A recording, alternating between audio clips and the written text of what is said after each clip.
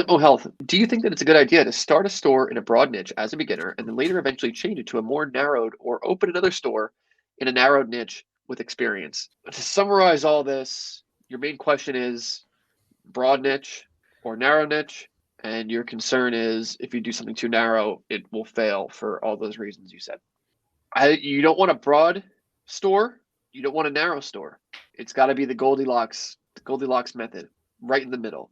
Because when people are too broad, the fail rate is much higher because they just skim off the top. They just get a whole bunch of random high competition suppliers that don't make sense together on a website. So you have no authority. You have a bunch of random suppliers that they're going to be harder to sell, and you never actually find those cream of the crop suppliers that will take you to that next level. So, like, we'll go back to this example here. Like, this guy Mario wants to have 4 types of products on his website. To me, these 4 sets of products, I personally wouldn't do this, but this is a good example of stuff that's closely related enough that your store isn't too broad, but it's not too narrow. Because there's going to be different suppliers for kitchen islands, going to be different suppliers for bar cabinets, different suppliers for bar carts. So this is tightly focused to a certain degree, but it gives you enough room to where if bar carts don't work out, you can sell the kitchen islands. Or maybe you like selling the kitchen islands more, and you can decide to build out the store, get range hoods, get other kitchen stuff, get kitchen cabinets, whatever, onto your website. So you'll never run into this issue of seasonality, of something being too saturated, of there not being enough suppliers, all these common, not excuses, but things people get in their head about when it comes to dropshipping.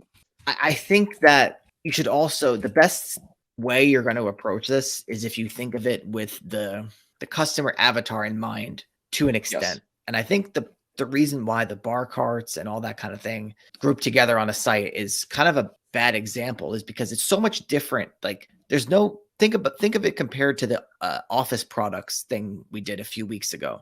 We came up with products for a hypothetical store that was targeting an office, like an office workspace.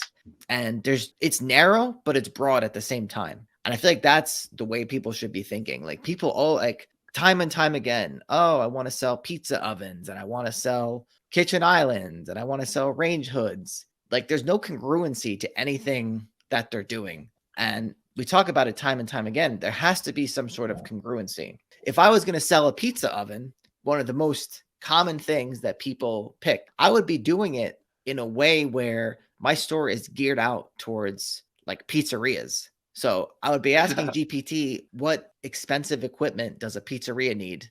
And I'm going to come up with things like dough proofers, ventilation systems. You got your range hoods, you got your refrigerators, you got, of course, your pizza ovens, many, many, many different types of pizza ovens. Some pizzerias have the wood burning, some have the whatever. Like, I don't know much about this, but you can find that there's tons and tons of types of pizza ovens out there.